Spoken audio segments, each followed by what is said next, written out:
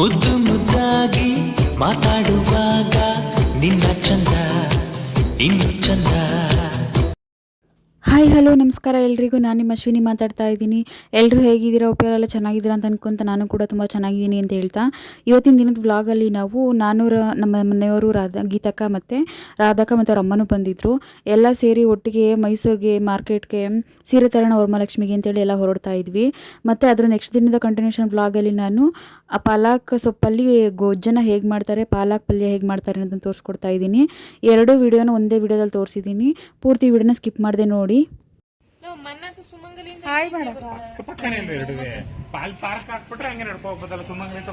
ಇಲ್ಲೋಡಿ ಇಷ್ಟು ಚೆನ್ನಾಗಿ ಹೊರಡ್ತಾ ಇದೀವಿ. ಇವ್ರು ಬರ್ತಾವ್ರೆ. ಇವರೇ ಮೇನು. ಎಲ್ರಿಗೂ ಬಿಲ್ ಕೊಡೋದವ್ರು. ನಡೀರಿ.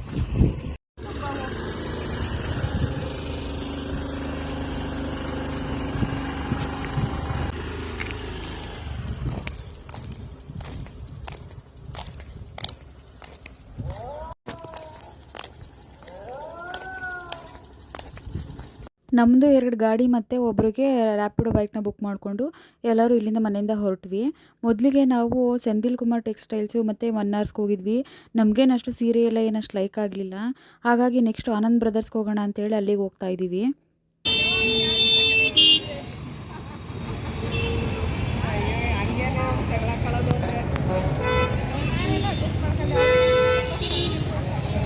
ವರಮಹಾಲಕ್ಷ್ಮಿಗೆ ಇನ್ನೂ 15 ಡೇಸ್ ಇದೆ. ಆಗಲೇ ಎಷ್ಟು ಜನ ಸೇರಿದ್ರು ಅಂತಂದರೆ ಮೈಸೂರಲ್ಲಿ. ನಾವಂತೂ ವರಮಹಾಲಕ್ಷ್ಮಿ ಸೀರೆನ ಒಂದು ವಾರ ಅನ್ನೋಂಗೆ ತೊಗೊಂಡು ಬರೋದು. ಇವರೆಲ್ಲ ಮೈಸೂರಿಂದ ಮಂಡ್ಯಗೆ ಹೋಗ್ಬೇಕಲ್ಲ, ಅದಕ್ಕಾಗಿ ಮೊದಲಾಗಿ ಇವ್ರ ಜೊತೆಗೆ ಬಂದು ಅವರು ತೊಗೋಬೇಕು ಅಂತ ಹೇಳ್ತಿದ್ರಲ್ಲ ಅಂತೇಳಿ ನಾವು ಜೊತೆಲಿ ಹಾಗೆ ಹೋಗಿದ್ವಿ.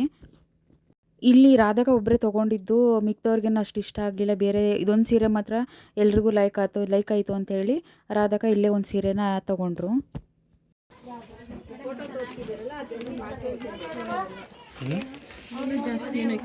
ಇದು ನೋಡಿ ನಮಗೊಂಥರ ಸಣ್ಣ ಬಾರ್ಡರ್.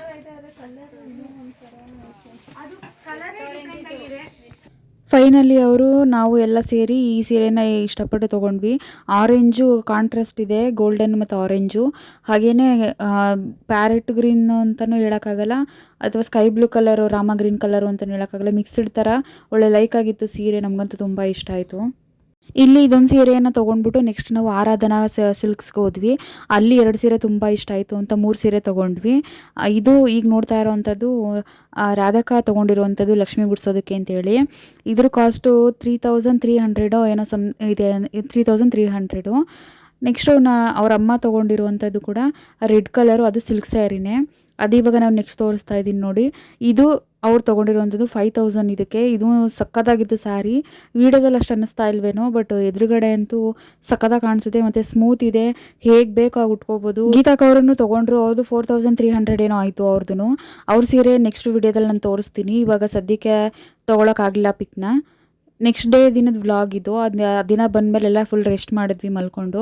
ನೆಕ್ಸ್ಟ್ ಡೇ ನಾನೀಗ ಪಾಲಕ್ ಸೊಪ್ಪಿತ್ತು, ಅದರಲ್ಲಿ ಪಲ್ಯ ಮಾಡೋಣ ಅಂತ ಹೇಳಿ ರೊಟ್ಟಿ ಕಾಂಬಿನೇಷನ್ ಆಗಿ ರೆಡಿ ಮಾಡ್ಕೊತಾ ಇದ್ದೀನಿ. ಇದಕ್ಕೆ ನಾನು ಸಣ್ಣ ಈರುಳ್ಳಿ ತೊಗೊಂಡಿದ್ದೀನಿ ಮತ್ತು ಬೆಳ್ಳುಳ್ಳಿ, 2 ಟೊಮೊಟೊ ಮತ್ತು ಸ್ವಲ್ಪ ಒಣಮೆಣ್ಸಿಕಾಯಿನ ತೊಗೊಂಡಿದ್ದೀನಿ. ಸಣ್ಣ ಈರುಳ್ಳಿ ಹಾಕಿ ಮಾಡೋದ್ರಿಂದ ಯಾವುದೇ ಅಡುಗೆ ಕೂಡ ತುಂಬ ಟೇಸ್ಟಿಯಾಗುತ್ತೆ. ನೆಕ್ಸ್ಟ್ ನಾನಿಲ್ಲಿ ಪಾಲಕ್ ಸೊಪ್ಪನ್ನು ತೊಗೊಂಡು 3 ಸಲ ವಾಶ್ ಮಾಡಿ ಸಣ್ಣದಾಗಿ ಹೆಚ್ಚಿ ಒಂದು ಪ್ಲೇಟಲ್ಲಿ ಇಟ್ಕೊಂಡಿದ್ದೀನಿ. ಈ ಪಾಲಕ್ ಸೊಪ್ಪು ಎಲ್ಲದಕ್ಕೂ ಆರೋಗ್ಯಕರ. ಏನಕ್ಕೆಂದರೆ ಇದರಲ್ಲಿ ಫೋಲಿಕ್ ಆ್ಯಸಿಡ್ ಅಂಶ ಜಾಸ್ತಿ ಇರೋದ್ರಿಂದ ಹೆಣ್ಮಕ್ಳಿಗೆ ಹಾರ್ಮೋನ್ಸ್ನ ಚೆನ್ನಾಗಿ ಬ್ಯಾಲೆನ್ಸ್ ಮಾಡುತ್ತೆ ಇದು. ನೆಕ್ಸ್ಟು ನಾನು ರುಚಿಗೆ ತಕ್ಕಷ್ಟು ಉಪ್ಪನ್ನು ತೊಗೊಂಡಿದ್ದೀನಿ. ಹಾಗೆ ಸ್ವಲ್ಪ ಸಾಂಬಾರು ಪೌಡರ್ನ ತೊಗೊಂಡಿದ್ದೀನಿ ಮತ್ತು 1-2 ಚಿಟಿಕೆಯಷ್ಟು ಅರಿಶಿನವನ್ನು ನಾನಿಲ್ಲಿ ತೊಗೊಂಡಿದ್ದೀನಿ. ಮತ್ತು ಒಗ್ಗರಣೆಗೆ ಅಂತೇಳಿ ಸಾಸಿವೆನ ತೊಗೊಂಡಿದ್ದೀನಿ. ಮೊದಲಿಗೆ ಗ್ಯಾಸ್ ಸ್ಟವ್ನ ಆನ್ ಮಾಡಿಕೊಂಡು ಅದ್ರ ಮೇಲೆ ಒಂದು ಬಾಣಲಿಯನ್ನು ನಾನೀಗ ಇಟ್ಕೊತಾ ಇದ್ದೀನಿ. ಬಾಣಲೆ ಕಾದಿದೆ ಅಂತ ಅನ್ಸಿದ್ಮೇಲೆ ಅದಕ್ಕೆ ಸ್ವಲ್ಪ ನಾನಿಲ್ಲಿ 3 ಟೇಬಲ್ ಸ್ಪೂನಷ್ಟು ಆಯಿಲ್ನ ನಾನಿಲ್ಲಿ ಹಾಕೊತಾ ಇದ್ದೀನಿ. ಎಣ್ಣೆ ಕಾದಿದೆ ಅಂತ ಅನ್ಸಿದ್ಮೇಲೆ ನೆಕ್ಸ್ಟ್ ನಾನು ಇದಕ್ಕೆ ಸಾಸಿವೆನ ಹಾಕೋತಾ ಇದ್ದೀನಿ. 1 ಟೇಬಲ್ ಸ್ಪೂನ್ ಸಾಸಿವೆ ಹಾಕಿದ್ದೀನಿ. ಸಾಸಿವೆ ಸ್ವಲ್ಪ ಚಿಟಪಟ ಅಂತ ಸಿಡಿಯೋದಕ್ಕೆ ಬಿಡಿ. ಅದು ಸ್ವಲ್ಪ ಸಿಡಿದ್ರೆ ಚೆನ್ನಾಗಿ ಫ್ಲೇವರ್ ಕೊಡುತ್ತೆ. ಅದಕ್ಕೆ ನಾನು ನೆಕ್ಸ್ಟು ಜಜ್ಜಿಟ್ಟಿರುವಂತಹ ಬೆಳ್ಳುಳ್ಳಿಯನ್ನು 4 ಹೆಸಳನ್ನು ನಾನಿಲ್ಲಿ ಹಾಕೊತಾ ಇದ್ದೀನಿ. ಬೆಳ್ಳುಳ್ಳಿಯನ್ನು ಕೂಡ ಎಣ್ಣೆನಲ್ಲಿನೇ ಹಾಗೆ ಸ್ವಲ್ಪ ಫ್ರೈ ಮಾಡಿ. ಹಾಗೆಯೇ ನೆಕ್ಸ್ಟ್ ಇದಕ್ಕೆ ನಾನು ಒಣಮೆಣಸಿನಕಾಯಿ ಏನು ತೊಗೊಂಡಿದ್ದೆ ಅದನ್ನು ನಾನಿಲ್ಲಿ ಹಾಕೊತಾ ಇದ್ದೀನಿ. ಎಲ್ಲನೂ ಹಾಕ್ಕೊಂಡು ಚೆನ್ನಾಗಿ ಎಣ್ಣೆಯಲ್ಲಿ ಒಂದು ಸತಿ ಫ್ರೈ ಮಾಡ್ಕೊಳ್ಳಿ. ನೆಕ್ಸ್ಟ್ ನಾನು ಇದಕ್ಕೆ ಸಣ್ಣ ಈರುಳ್ಳಿ ಹೆಚ್ಚಿಟ್ಕೊಂಡಿದ್ನಲ್ಲ ಅದನ್ನು ನಾನಿಲ್ಲಿ ಹಾಕ್ಕೊತಾ ಇದ್ದೀನಿ. ಈರುಳ್ಳಿ ಸ್ವಲ್ಪ ಕಂದು ಬಣ್ಣ ಬರೋವರೆಗೂ ಅದನ್ನು ಕೂಡ ಎಣ್ಣೆಯಲ್ಲಿ ಚೆನ್ನಾಗಿ ಡೀಪ್ ಫ್ರೈ ಮಾಡಿ.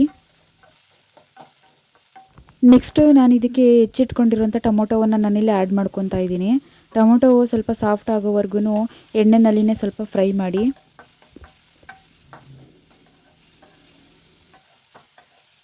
ಹಾಗೆಯೇ ನೆಕ್ಸ್ಟ್ ಇದಕ್ಕೆ ನಾನಿಲ್ಲಿ ಸ್ವಲ್ಪ ಅರಿಶಿಣವನ್ನು ಹಾಕ್ಕೊತಾ ಇದ್ದೀನಿ.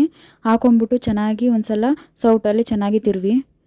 ಹಾಗೆಯೇ ನೆಕ್ಸ್ಟ್ ಇದಕ್ಕೆ ನಾನು ಸ್ವಲ್ಪ ಸಾಂಬಾರು ಪೌಡರನ್ನ 1 ಟೇಬಲ್ ಸ್ಪೂನಷ್ಟು ನಾನಿಲ್ಲಿ ಹಾಕ್ಕೊತಾ ಇದ್ದೀನಿ. ಅದನ್ನು ಹಾಕ್ಕೊಂಡು ಚೆನ್ನಾಗೆಲ್ಲ ಮಿಕ್ಸ್ ಮಾಡ್ಕೊಳ್ಳಿ ಹೊಂದ್ಕೊಳ್ಳೋ ಥರ.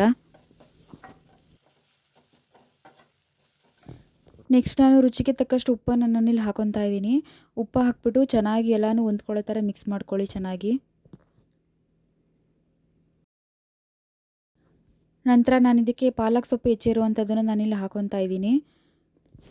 ಪಾಲಕ್ ಸೊಪ್ಪಿನಲ್ಲಿ ಆರೋಗ್ಯಕರವಾದಂಥ ಬೆನಿಫಿಟ್ಸು ತುಂಬ ಇದೆ.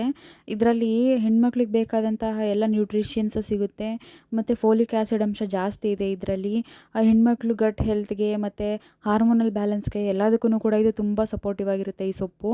ವಾರದಲ್ಲಿ ಒಂದು 3 ಟೈಮ್ಸ್ ಆದ್ರೂ ಈ ಸೊಪ್ಪನ್ನ ತಿನ್ನಬೇಕು ಹೆಣ್ಮಕ್ಳು ತಿನ್ನಬೇಕು, ಹಾಗೆ ಗಂಡ್ಮಕ್ಳು ಕೂಡ ತಿನ್ನಬೇಕು. ಗೊಜ್ಜೆಲ್ಲ ಚೆನ್ನಾಗಿ ಅದಕ್ಕೆ ಮಿಕ್ಸ್ ಆಗೋ ಥರ ಚೆನ್ನಾಗಿ ಹೊಂದೋ ಥರ ಎಲ್ಲನೂ ಕೂಡ ಮಿಕ್ಸ್ ಮಾಡ್ಕೊಳ್ಳಿ. ಆಮೇಲೆ ಇದಕ್ಕೆ ಸ್ವಲ್ಪ ಸೊಪ್ಪೆಲ್ಲ ಬೇಯಬೇಕಲ್ಲ, ಹಾಗಾಗಿ ಸ್ವಲ್ಪ ನೀರನ್ನು ನಾನಿಲ್ಲಿ ಹಾಕ್ಕೊತಾ ಇದ್ದೀನಿ. 1 ಲೋಟ ನೀರು ಆ್ಯಡ್ ಮಾಡ್ಕೊತಾ ಇದ್ದೀನಿ. ನೀರು ಆ್ಯಡ್ ಮಾಡ್ಕೊಂಡ್ಮೇಲೆ ಚೆನ್ನಾಗಿ ಎಲ್ಲನೂ ಮಿಕ್ಸ್ ಮಾಡಿ. ಒಂದು ಪ್ಲೇಟ್ನ ಮೇಲೆ ಮುಚ್ಚಿಬಿಟ್ಟು ಒಂದು 5 ಮಿನಿಟ್ಸು ಚೆನ್ನಾಗಿ ಕುದಿಯೋವರೆಗೂ ಮುಚ್ಚಿಡಿ, ಚೆನ್ನಾಗಿ ಬೇಯಲಿ ಸೊಪ್ಪು. ಈಗ ನೋಡಿ ಚೆನ್ನಾಗಿ ಬೇಯ್ತಾ ಇದೆ ಸೊಪ್ಪು. ಈ ರೀತಿ ಎಲ್ಲ ರಸವನ್ನು ಬಿಟ್ಕೊಂಡಿದೆ. ನಾನು ನೀರೇನು ಆ್ಯಡ್ ಮಾಡಿದೆ ಅದ್ರ ಜೊತೆ ಇನ್ನೂ ಸ್ವಲ್ಪ ನೀರು ಸ್ವಲ್ಪ ಬಿಟ್ಕೊಂಡಿದ್ದೆ. ಈ ನೀರು ಸ್ವಲ್ಪ ಗಟ್ಟಿ ಆಗಬೇಕು, ಅಲ್ಲಿವರೆಗೂ ಸ್ವಲ್ಪ ಕುದಿಯೋದಕ್ಕೆ ಅಂತ ಬಿಡಿ. ಹಾಗಾಗಿ ಅದಾದರೆ ಸೊಪ್ಪು ಬೆಂದಿದೆ ಅಂತ ಅರ್ಥ ಆಗುತ್ತೆ. ಇವಾಗ ನೋಡಿ ಸೊಪ್ಪೆಲ್ಲ ಚೆನ್ನಾಗಿ ಬೆಂದಿದೆ, ಯಾವ ರೀತಿ ಕಾಣಿಸ್ತಾ ಇದೆ ಅಂತ. ರಸ ಎಲ್ಲ ಬಿಟ್ಕೊತಾ ಇದೆ. ಸ್ವಲ್ಪ ಒಂದು 5 ನಿಮಿಷ ಹಾಗೆ ಸ್ಟವ್ ಆಫ್ ಮಾಡಿಬಿಟ್ರೆ ಲೋ ಫ್ಲೇಮಲ್ಲಿ ಇಟ್ಬಿಟ್ಟು ಎಲ್ಲ ಸಕ್ಕತ್ತಾಗಿ ಬರುತ್ತೆ ಟೇಸ್ಟ್ ಅಂತೂ. ಹಾಗೆ ಪಕ್ಕದಲ್ಲಿ ಒಲೆಯನ್ನು ನಾನಿಲ್ಲಿ ಆನ್ ಮಾಡಿಕೊಂಡು ರೊಟ್ಟಿ ಹೆಂಚನ್ನು ಇಟ್ಕೊಂಡು ನಾನಿಲ್ಲಿ ಗೋಧಿ ರೊಟ್ಟಿಯನ್ನು ನಾನಿಲ್ಲಿ ಮಾಡ್ಕೊತಾ ಇದ್ದೀನಿ. ಗೋಧಿ ರೊಟ್ಟಿ, ರಾಗಿ ರೊಟ್ಟಿ, ರವೆ ರೊಟ್ಟಿಗೆಲ್ಲ ಪಾಲಕ್ ಸೊಪ್ಪಿನ ಪಲ್ಯ ಸಕ್ಕತ್ತಾಗಿರುತ್ತೆ ಕಾಂಬಿನೇಷನಾಗಿ ತಿನ್ನೋದಕ್ಕಂತೂ. ಬೆಳಗ್ಗೆ ಬ್ರೇಕ್ಫಾಸ್ಟ್ಗೆ ಈ ರೀತಿ ಪಲ್ಯ ಮತ್ತು ರೊಟ್ಟಿಯನ್ನು ಮಾಡ್ಕೊಂಡು ತಿಂದರೆ ಲೈಟ್ ವೆಯ್ಟಾಗೂ ಇರುತ್ತೆ ಮತ್ತು ರೈಸ್ ಐಟಮ್ ತಿಂದ್ವಿ ಏನೋ ಇದು ಇರಲ್ಲ. ಬೆಳಗ್ಗೆ ಹೊತ್ತು ಆಲ್ಮೋಸ್ಟು ರೈಸ್ ಐಟಮ್ಸ್ನ ಅವಾಯ್ಡ್ ಮಾಡಿ ಈ ರೀತಿ ರೊಟ್ಟಿ, ಚಪಾತಿ ಮತ್ತು ಈ ಥರ ಏನಾದ್ರು ಬೇರೆ ಈ ಥರ ಫುಡ್ನ ತೊಗೊಳೋಕ್ಕೆ ಆದಷ್ಟು ಟ್ರೈ ಮಾಡಿ. ಇವಾಗ ಗೊಜ್ಜು ಹಾಗೆ ರೊಟ್ಟಿ ಎರಡೂ ರೆಡಿಯಾಗಿದೆ. ನಾನು ಎರಡನ್ನೂ ಕೂಡ ಒಂದು ಪ್ಲೇಟಿಗೆ ಇಲ್ಲಿ ಸರ್ವ್ ಮಾಡ್ಕೊತಾ ಇದ್ದೀನಿ. ಈಗ ಗೊಜ್ಜನ್ನು ನಾನೀಗ ಒಂದು ಬೌಲ್ಗೆ ಹಾಕ್ಕೊತಾ ಇದ್ದೀನಿ. ಇದ್ರ ಮೇಲೆ ಒಂದು ಅರ್ಧ ಟೇಬಲ್ ಸ್ಪೂನಷ್ಟು ನಾಟಿ ಹಸುವಿನ ತುಪ್ಪವನ್ನು ನಾನಿಲ್ಲಿ ಹಾಕ್ಕೊತಾ ಇದ್ದೀನಿ. ರೊಟ್ಟಿಗೆ, ಚಪಾತಿಗೆ ಎಲ್ಲದಕ್ಕೂ ಕೂಡ ತುಪ್ಪ ಹಾಕ್ಕೊಂಡು ತಿಂದರೆ ಸಖತ್ತಾಗಿರುತ್ತೆ. ಎರಡೂ ಕೂಡ ತುಂಬ ಚೆನ್ನಾಗಾಗಿದೆ. ಟೇಸ್ಟ್ ಅಂತೂ ಸಖತ್ತಾಗಿ ಬಂದಿತ್ತು.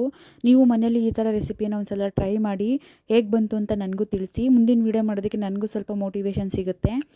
ಈ ವಿಡಿಯೋ ನಿಮ್ಗೆ ಇಷ್ಟ ಆಯಿತು ಅಂತ ಹೇಳ್ತಾ, ಈ ರೆಸಿಪಿ ನೀವು ಟ್ರೈ ಮಾಡಿ ಅಂತ ಹೇಳ್ತಾ, ಈ ವಿಡಿಯೋನ ಪೂರ್ತಿ ನೋಡೋದಕ್ಕೆ ಎಲ್ರಿಗೂ ಥ್ಯಾಂಕ್ಸ್ ಹೇಳ್ತಾ, ದಯವಿಟ್ಟು ಈ ವಿಡಿಯೋವನ್ನು ಲೈಕ್ ಮಾಡಿ, ಶೇರ್ ಮಾಡಿ, ಕಮೆಂಟ್ ಮಾಡಿ, ಹಾಗೆ ಸಬ್ಸ್ಕ್ರೈಬ್ ಮಾಡೋದನ್ನ ನನ್ನ ಚಾನಲನ್ನು ಮರಿಬೇಡಿ ಅಂತ ಹೇಳ್ತಾ ಈ ವಿಡಿಯೋವನ್ನು ಇಲ್ಲಿಗೆ ಎಂಡ್ ಮಾಡ್ತಾ ಇದ್ದೀನಿ. ನನ್ನ ಮುಂದಿನ ವಿಡಿಯೋದಲ್ಲಿ ಸಿಗ್ತೀನಿ ಅಂತ ಹೇಳ್ತಾ ಎಲ್ರಿಗೂ ಕೂಡ ಟೇಕ್ ಕೇರ್, ಬಾಯ್.